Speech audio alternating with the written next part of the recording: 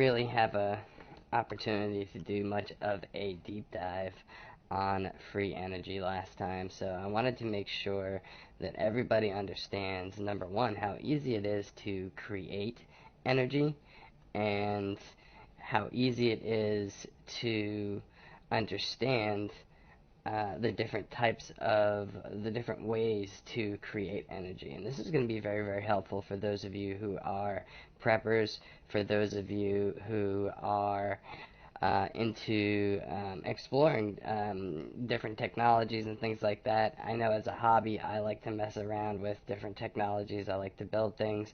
I like to prep. I like to build a lot of my preps or enhance the ones that I do have, personalize them, doing leather work and things like that. So any hobbies that you have that focus on, like, say, electronics or free energy type electrical hobbies, the stuff that we're going to be talking about is going to be very, very helpful towards that. Some of you guys will understand a lot of this, some of you guys will not, but I want to make sure that everybody does understand that creating electricity is not some magical, mystical thing.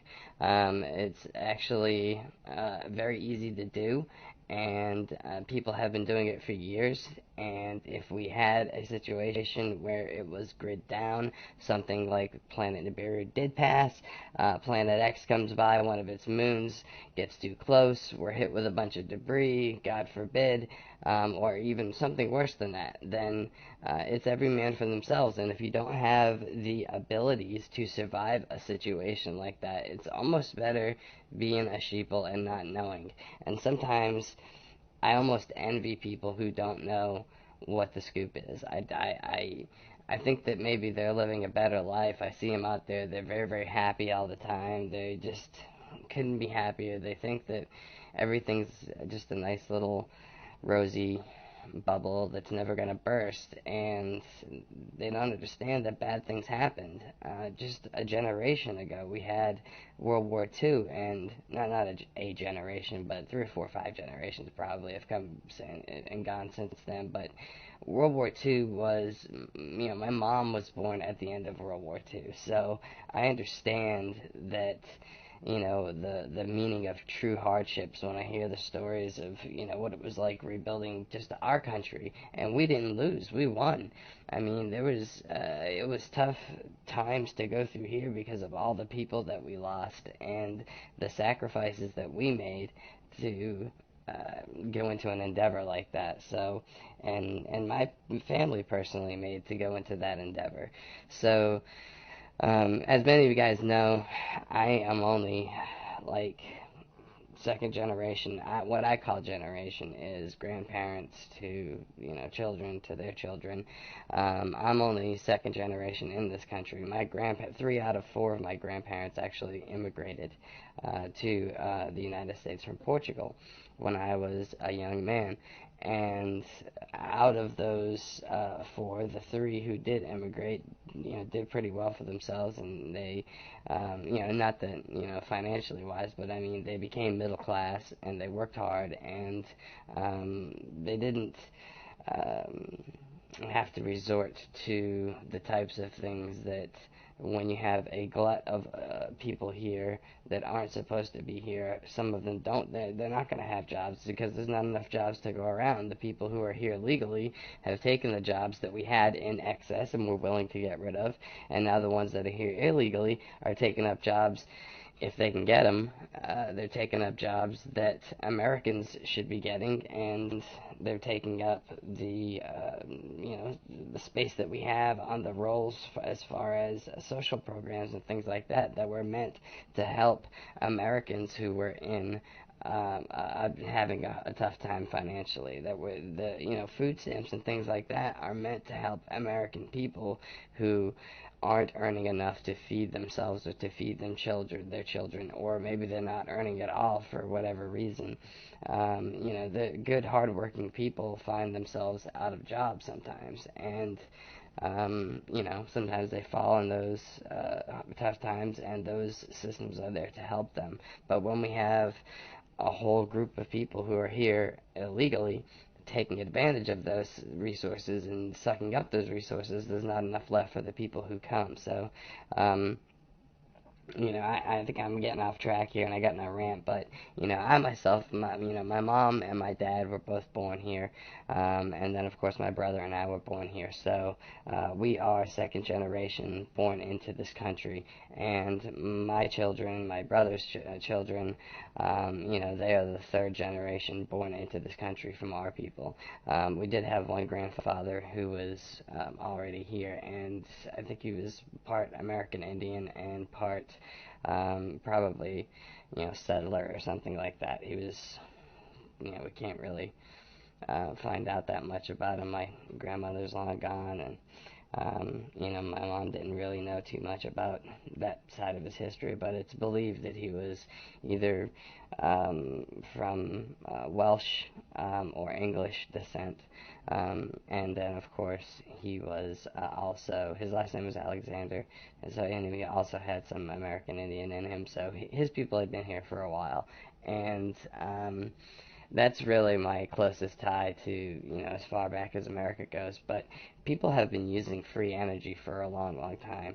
And I want to draw your attention just to something real quick on the ancient alien show. It's called the Baghdad Battery. The Baghdad Battery was used to store electricity. And this thing was used back in Sumerian times. So this predates Christ by thousands of years. This predates, Egyptian and, all of the Roman records, Egyptian records, all of these things that we consider ancient. The Sumerians predate them by thousands of years. So the things that the Sumerians were doing were just as fantastic and just as advanced as, if not more, than the things that the Egyptians and the Romans were doing. So, when we look at the pyramids and things like that, we go, oh my God, that's, such a great wonder. We can look back thousands of years prior to that and see wonders that were just as great and just as cool and just as good.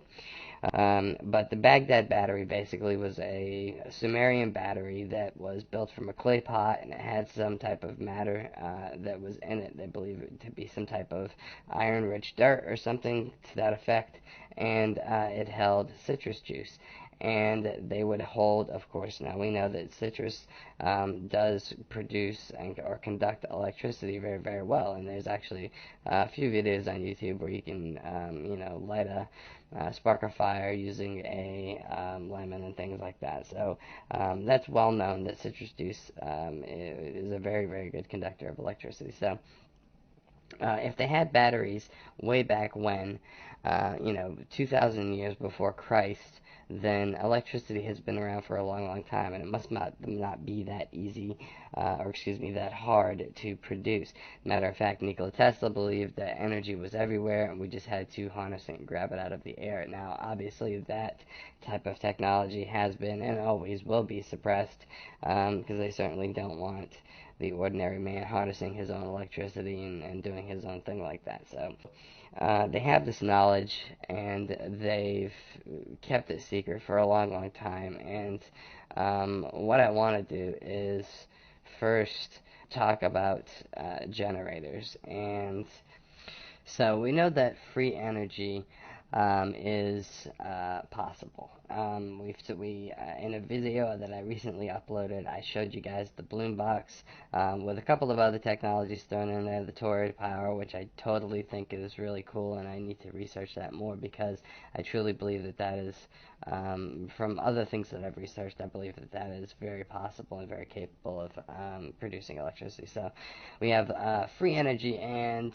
one of the easiest ways to understand this is to understand that how a generator works. So let's go to, this is a giant generator. Alright, so this is an alternator. This is the alternator on your car, and this is the easiest way to understand how electricity works. Basically, in here there's going to be a bunch of copper wires that are wound and wound and wound and wound and wound and wound and wound and wound and wound and wound and wound and wound all around this, like probably 300 or 400 times. this thick gauge copper wire. And in the middle of this, let me grab another color here, is going to be a magnet. Now this magnet is going to be sitting in here in the middle, and it's going to be a big flat two-sided magnet, but it's going to be a rare earth magnet. It's going to be a very heavy magnet.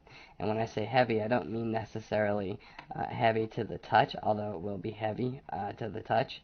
I mean that it's going to have a very heavy pull on both sides, both north and south. Magnets have two polar regions, just like the Earth, north and south. Remember that picture I showed you in the last video? It was of torrid power and how the Earth has north and south. Let me go. So the Earth has north and south. The polarity comes out of both sides of it. And the magnet has north and south, and the magnetism comes out both sides of it.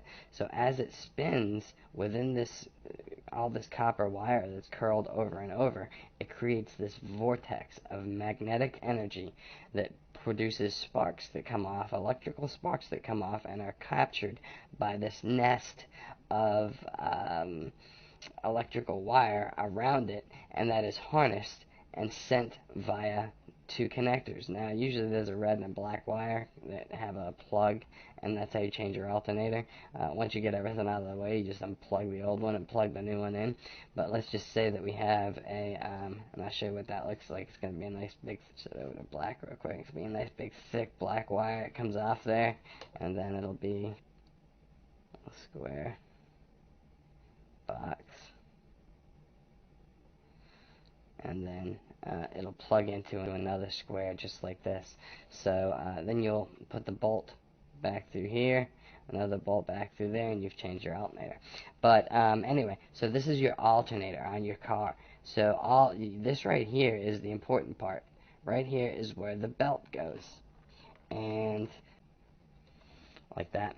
Alright, so that's just an illustration of how your alternator works on your car. So your alternator is bolted in using this bolt here and this bolt here, and the belt is on that comes off of your engine. Now the engine does the turning through combustion, and then by turning this creates all the power that your car needs to run. Your battery is only, and this might be something that most of you guys don't know as well. Some of you guys anyway. I know most of you guys will probably know this, but some of you guys may not know that your battery is only used during starting of your car. That's it. That's the only time it's used. Or when you have your car turned off, you're running your radio, your battery will die. When you have your car turned off, you leave your lights on overnight, your battery will die.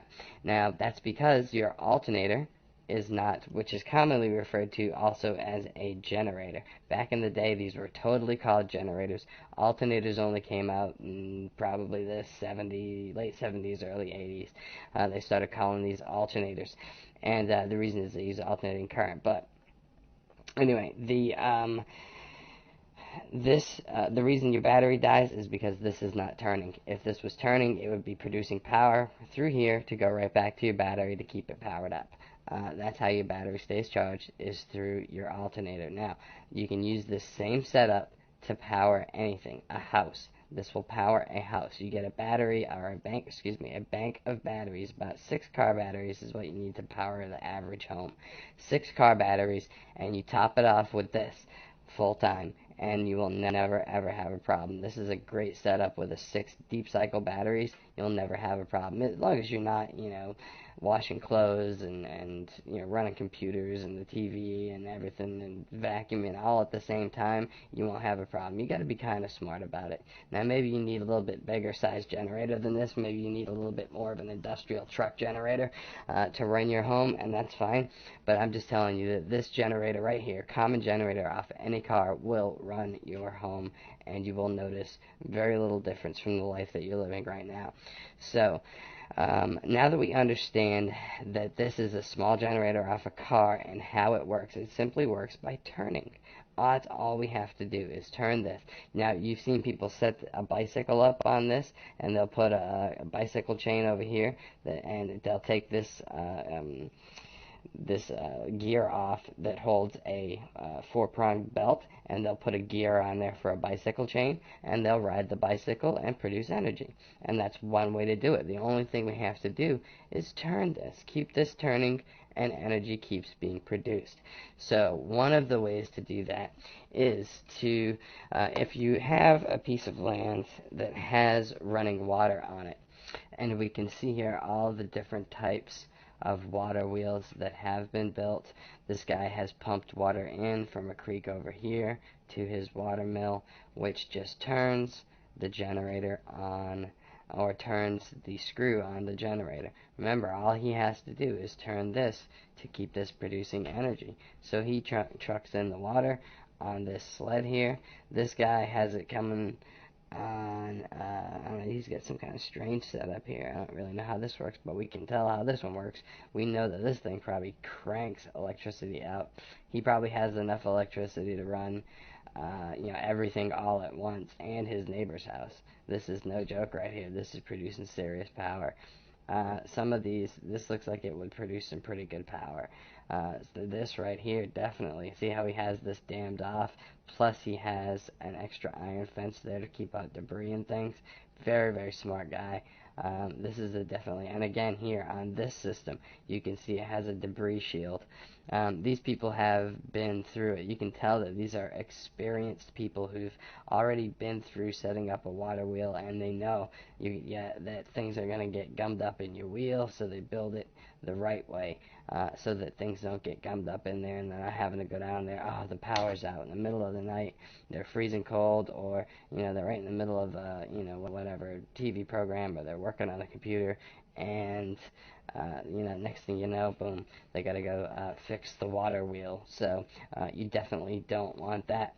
So now that we know that by turning the middle part or the screw on a generator, we produce power. So the only thing we have to do is come up with clever ways to do that. So we know that another thing, a wind farm. So if we look at wind farms, look at how many of these actual units they have out there. Just literally hundreds, turning continuously. This one is out in the water, which is very smart because it does stay very windy on the water usually. The problem with wind power is it is not constant. And even though there are places where the wind is usually, going pretty good, or there's always usually some type of breeze. I've been through some of these, driven through some of these in Northern California, and you'll see 2 or 3 that are turning, but then 4 or 5 or 10 or 15 won't be turning at all. So, it's a fickle type of energy. Now, if you're using them to top up a battery system, or if you're using them to enhance the grid, then these are perfect. But I wouldn't have this as my primary system. I would have maybe a water-based system or something like that, something reliable as my primary system, or even a wood or fossil fuel based as my primary system, and then I would have this as a backup. Wind is not very, very dependable. So, but it is beautiful, it does work beautifully, and it is free. So that is always a good thing. Now, back to the generator. The generator on a windmill, very same principle. The only thing is they attach 3 big long blades to this, and the blades catch the wind, and the wind turns this. Now, usually the wind will turn a very big crank, and they'll use different size gears. They will gear it down to where a very big spin on the big wheel that has the turbines attached to it will equal 15 to 20 spins on this. So this would be going really, really fast, producing electricity, even though the windmill is going pretty slow. So that's how they use gearing to get more power out of the input that's coming in. Now, when you have something like permanent energy sources, that's what we're looking for, is permanent solutions to the problem. To me, the best thing is water. Water is there, and if you can find a source that is always going to be there, then you've solved the problem. Now you have something like the Hoover Dam. So the Hoover Dam is a huge, huge, beautiful dam. It's built out in Arizona. So if we jump over to Wikipedia, we get a little bit of facts about the Hoover Dam. The Hoover Dam was once known as Boulder Dam. It is a concrete arch gravity dam in the Black Canyon of the Colorado River. It is built on the border between the U.S. states of Nevada and Arizona, constructed 1931 to 36 during the Great Depression, dedicated September 30th, 1935 by Franklin Delano Roosevelt. Its construction was the result of a massive effort involving thousands of workers and cost over 100 lives. The dam was controversially named after President Herbert Hoover. So the dam itself, if we look at the dam, just to give you an idea of what this dam does, let's take a look at the diagram. So we have the crest is 1,244 feet above the bottom of the dam. So you have a fall of 1,244 feet. So that's at the crest. So if the dam was down, say, 300 feet, then it would only be 944 feet. So, obviously the dam doesn't sit at the very crest, but that's just where the crest is. But, the dam sits probably a couple hundred feet below there. So they got the Colorado River that's flowing in here. They put this dam in between this archway. There was a natural archway here and a natural archway there, and they slammed this dam in there. Now, we do have another picture. Here we go. Of what it would have looked like beforehand. So we had just rock coming through. The water line would have been median between here and here. So probably somewhere right around here would have been the actual regular water line. And they slammed this dam in there, added all this concrete in there, then put a bridge so people can get across, and of course come visit and see the dam, etc., etc. But basically you have all this water that is piled up, just waiting, just hundreds of millions of tons of pressure on this dam, and it's all waiting to get pushed through these little tubes to turn some turbines. Now, not turbines, but turbines. That's what happens here. This is the high side of the dam. All this water is just sitting here waiting to go through these little tubes and to be pushed out through the bottom of the dam. But when it goes through those tubes, it's going to be turning the turbines on a commercial-sized generator. So, this commercial-sized generator has the input, and it looks like these are both inputs on two different generators, because they would have outputs that flow the other way. But basically, what these do, they're like impellers. The water rushes by them, and it turns the impellers, which turn the turbine on the alternator. That's all it does. These are just big giant alternators. Big giant alternators being powered by water rushing by the turbines is the same thing that we have going on right here. The power's coming from the belt, not water rushing by turbines. If you had fans sitting off here and you had a hose and you were spraying that hose hard against these little fans, it would turn this turbine the same way, and that's what's happening right here. So this is a very, very, I would say, this is a very dependable way to produce energy. And that's why Hoover Dam has been providing energy for almost half the United States for, 60, 70 plus years now, 76 years. So it was 1939, right? So, or did they say it was 35? I think they might have said 35. So it was 1935 that they started. Then, it's like 81 years that it's been producing electricity for half the United States. It produces the electricity for Las Vegas, Nevada, and all of Southern California. So you can imagine the needs of electricity in Nevada. Everything in Nevada, if you've never been to Nevada, it's lit up with neon. Everything. I mean, anything you can think of. A bathroom sign, an exit sign, everything. Neon, neon, neon, neon, neon. Everything is run by power. Everything is air conditioned because it's god-awful hot out there. You name it, and they are powering it with electricity out there in Nevada and Southern California. Same thing. So that they're producing a buttload of energy off of this one single dam. So imagine what that little creek in your backyard could do. Now, if you don't have a bug out property and you're looking at one, I would say, to me, the biggest factor in any piece of property is running water. If you have running water, you have access to running water, then you have access to creating free power for the rest of your life.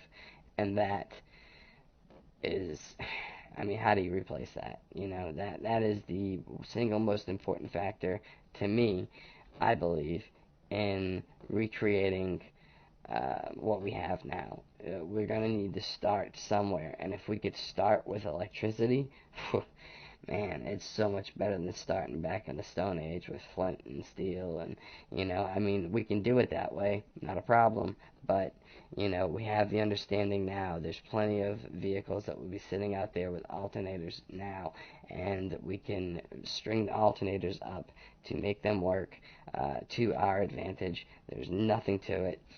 All we have to do is turn the turbine. And it says it right here. I grabbed this image because I thought it was just, it says it succinctly. Magnetism, not magic. Generating electricity is not magic. You can do it simply by passing a wire through a magnetic field, or a magnetic field through a wire, which is what we're doing in a generator. We're turning a magnet within a nest of wires to create a magnetic field that we call electricity. We capture it, we port it off, and we use it. That's it. So now, when you get into something like, let's go back into these commercial generators again. Now, could just as easily be a nuclear generator. All we have to do is turn these turbines, right? So this becomes a giant generator, or alternator, or whatever you want to call it. But basically, this is a giant power generating unit. All we have to do is turn the turbines. Now, in nuclear power plants and in fossil fuel power plants, we do it with either coal, oil, or nuclear energy. And all three of those do the exact same thing with three different fuels. In the coal, they use coal. Nuclear energy, they use nuclear rods put into water. And in coal, they put coal in the furnace. And in oil, they put oil in the furnace. And all that does is boil water. That's it. It just boils water. And then they capture the steam that's coming off of that boiled water, because steam pressurizes. If it doesn't have somewhere to go, it pressurizes, it builds up. And many of you may have experience with a pressure cooker. If you've ever used a pressure cooker, it cooks food incredibly fast, and it's incredibly tasty, because it keeps all the juices in it, because it doesn't have anywhere for that steam and those juices and that moisture to go. So this is just like a pressure cooker system. All it does is it boils the water. Now, whether you boil the water by firing it up with oil, by firing it up with coal, or by firing it up with a nuclear rod that is insanely hot, putting it in there, and this rod is going to stay insanely hot for years and years and years and years and years and years to come. So, you're going to get 8-10 years out of a nuclear rod, maybe. And for 8-10 years, it's going to sit there boiling water for you. You're going to capture that steam, you're going to put it down into smaller and smaller pipes until it's coming out of there at such a high velocity, with such intense force, that it pushes these giant turbines that are located right in here. These turbines are right in there. The steam is being forced in here at incredible velocities, incredible speeds, incredible pressures. It's turning these turbines. These turbines have plates in them, and they're angled so that it turns it right over in the right direction, and it turns it at incredible speeds, generating incredible amounts of electricity coming out the back end.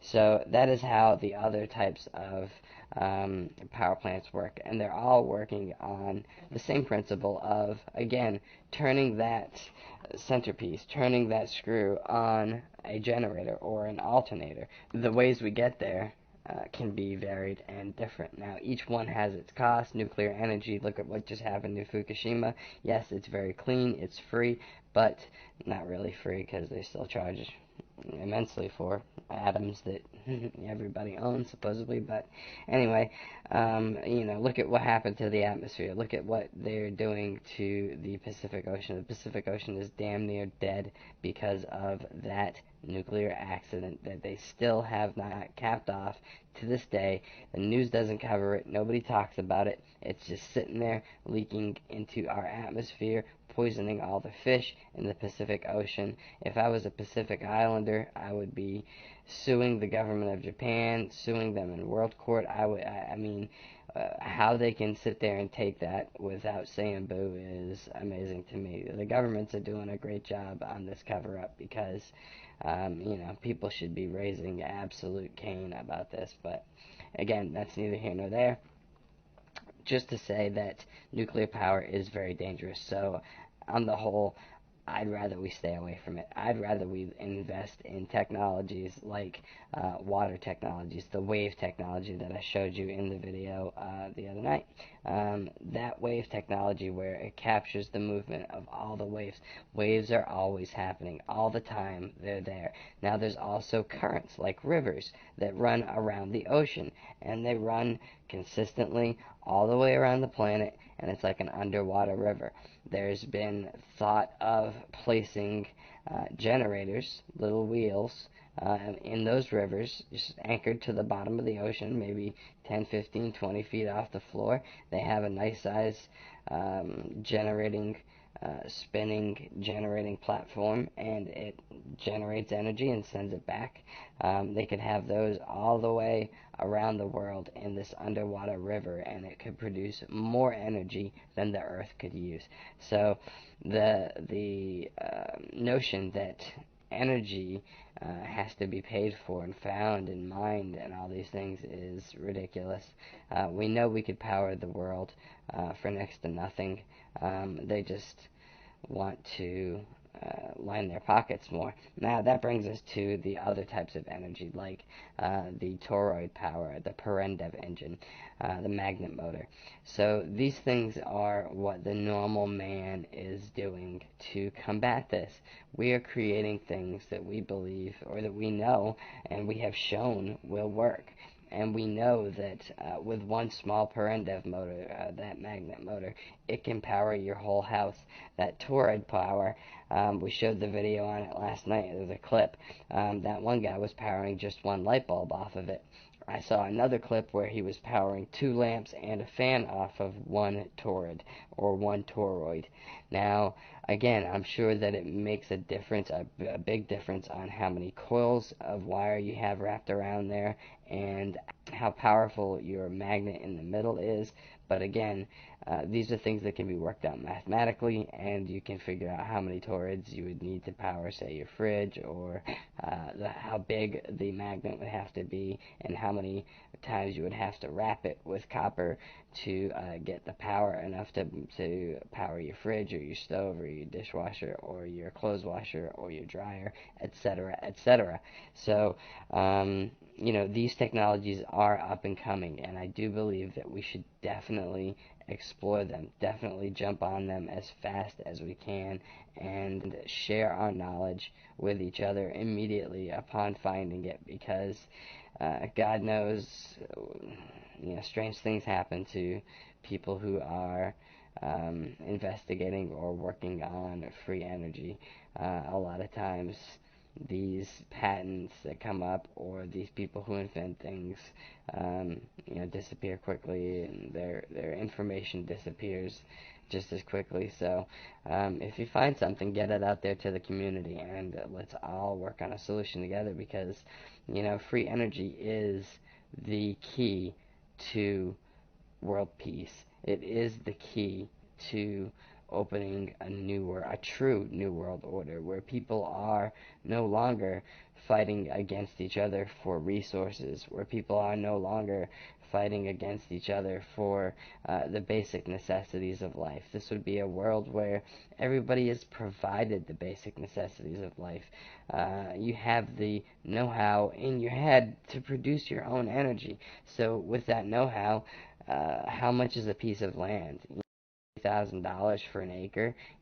And that's, in some of the more decent areas, you can get them for 500 an acre if you're willing to live out in the middle of nowhere, and probably cheaper than that in some places. So If you could produce your own energy on site, and now all of a sudden you've got 10 acres of land, and you're able to build your own home because you have the energy there. You can build a workshop. You can create things with your own hands to sell to, or maybe you provide a service building homes for others, or working on cabinets, or building cabinets, or whatever it is that you do.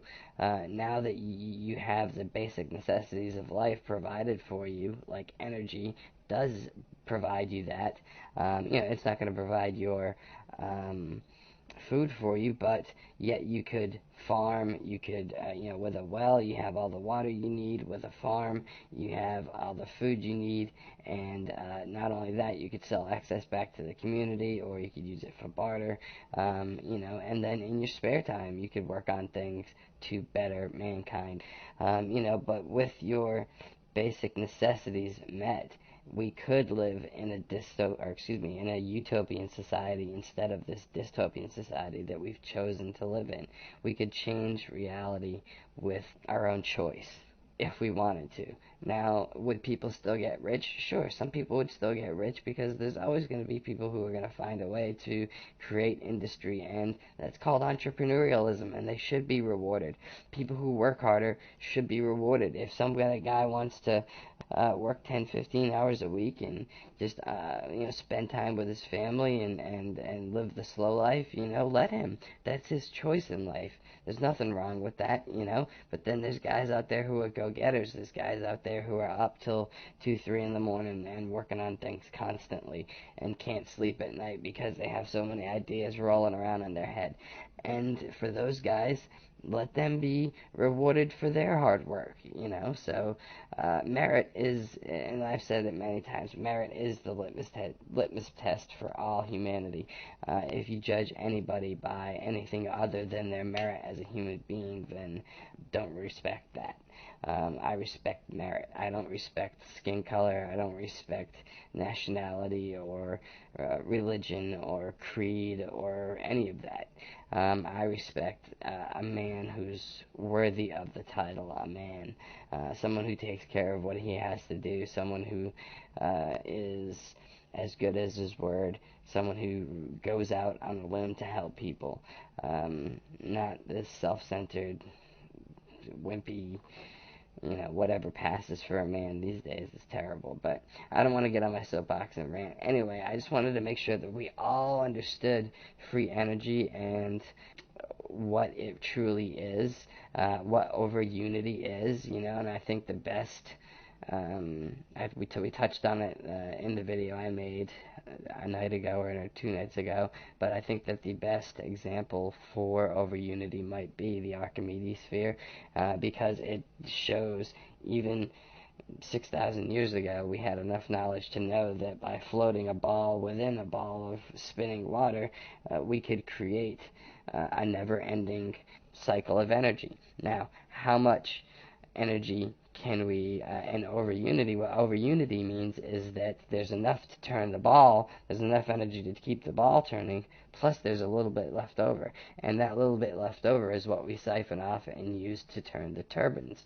So if you ramp up Archimedes' sphere from the small version that you see in the video all the way to an industrial size version, and you kept that rolling, how much electricity could that produce?